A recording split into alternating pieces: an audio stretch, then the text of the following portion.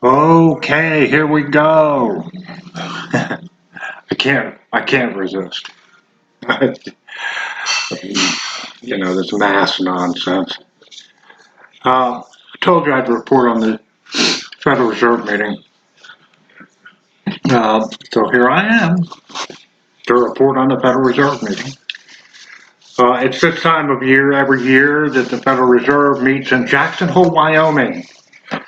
It's not really a meeting, it's a symposium. The attendance is limited to someplace between 100 and 120 people, who represent the vast majority of them bankers. 40 or 50 of them are from the central banks around the world, 70 different countries around the world. And then 24, 25 of them are from the Federal Reserve, United States. Um, and then another 23, 24 are from academia, the PhDs in economics that have no clue. And then, there's a couple of people from the U.S. government and a couple of people from the media, and a couple of people from financial institutions. But they get together once a year in Jackson Hole, Wyoming, and the academics, they spout their ideology and their theories, and uh, they talk about the world economy, and the Federal Reserve in the United States sets policy. So it's an important meeting. Now, I realize that we are uh, dealing with younger people in these videos, which have this vast knowledge base that's empty. So it's important that we fill it with actual, factual information. And we're way ahead of ourselves in this series. Um, at this point, we haven't even talked about inflation, deflation, stagflation, any of that kind of stuff, but we're going to today. Um, so it's not going to make a lot of sense to you because you don't have that information ahead of time. But hopefully we will manage to be able to pull all this together, because we'll do terminology and all that stuff later. We'll be able to pull all of this stuff together so that it all makes sense in the next 30 days or so. Um, so, then we can move on to off-grid stuff and self-sustainability and projects and all kinds of jazz. So, but you see, it's nonsensical for a person or a family to embark on self-sustainability and off-grid life without understanding what's happening in society. And that is based on the economy. So we'll get there. We'll get there. That's all I'm saying. It'll be worth the wait. So here they are. Federal Reserve is out there reporting on policy changes after their Jackson Hole meeting.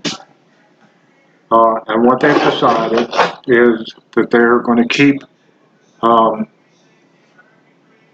Barb, that they're going to keep interest rates low and let inflation run hot or high. Um,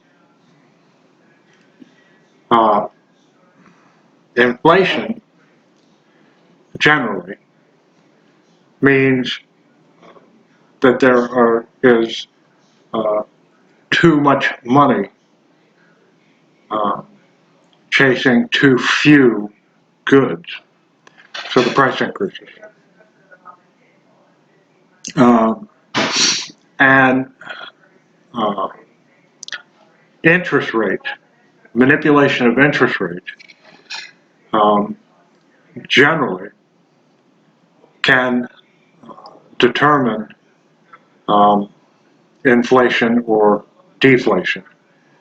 The higher the interest rate, the less money is being borrowed, so there's less money in circulation. And that generally turns into a deflationary cycle, which means that there are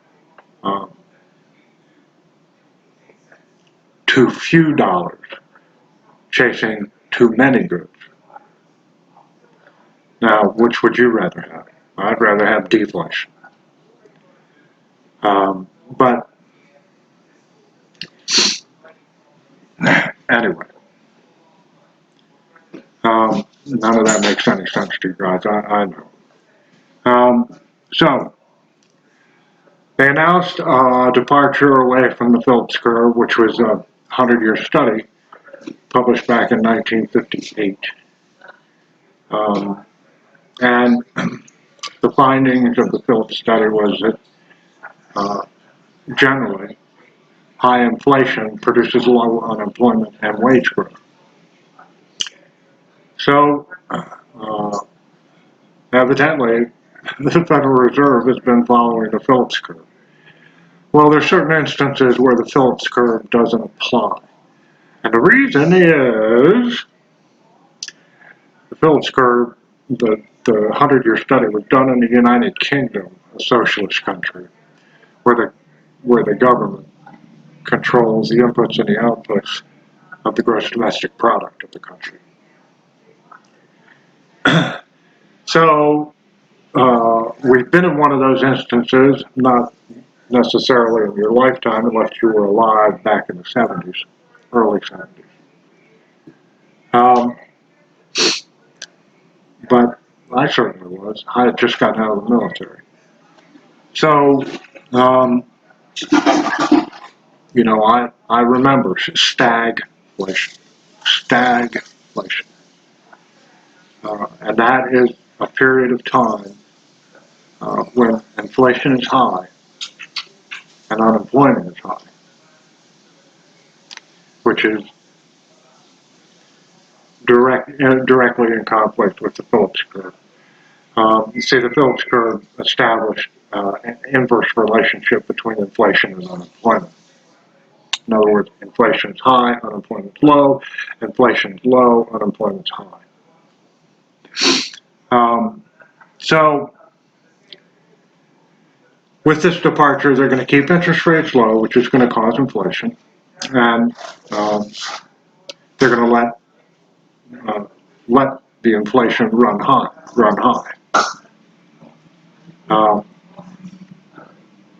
What that does is opens the door to stagflation. High inflation, high unemployment. You see, because of this lockdown stuff and this coronavirus, 25% of the jobs that were lost are not going to come back. And they're totally disregarding them. So they're messing up again. So here we go. And they cannot any longer control the interest rate. They've lost that control by all of this money printing and with all this, reverse repo stuff. And the limits, the reserve limits for banks is zero. I know, doesn't make any sense to you, but it will, as long as you can recall this information. It will. So, that's the issue today. And that's where it is. I'll mention one other thing because the Federal Reserve is neither federal nor a reserve. It's a private institution of big banks. JP Morgan, Goldman Sachs, Morgan Stanley, Citibank. All the big banks sit on the board of directors of the Federal Reserve. They're not part of the federal government. It's a private institution. Now it works in coordination with the federal government, only because it's in their interest. So what essentially they've done is protected the banks again. And that's what this announcement was all about. They're going to keep the interest rates low so that the banks who have a zero reserve requirement can get money for practically nothing, 0%, and be able to loan it out to financial institutions so that they can make loans at 5, 8, 12%. They're bailing out the banks. I mean, go to a car lot. Try to buy a car with less than perfect credit. They'll lend you the money, 8, 9, 10%. That's a heck of a profit margin when all you're providing is money. So, here we go. And they're bailing out the banks and the federal government.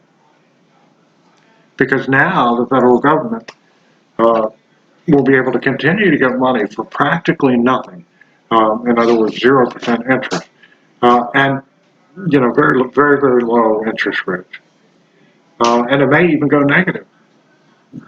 And so the federal government never pays back debt. They borrow money. They issue a bond. The Federal Reserve buys the bond through different avenues. We'll go through all of that stuff later. The Federal Reserve buys the bond and creates the money out of thin air. The federal government then pays the interest on that bond. And then when the bond matures, that's when they pay the interest, they roll over the principal into another bond issue. You see what I'm saying? So as long as they can borrow the money for a very low or negative interest rate, then they're not increasing the deficit.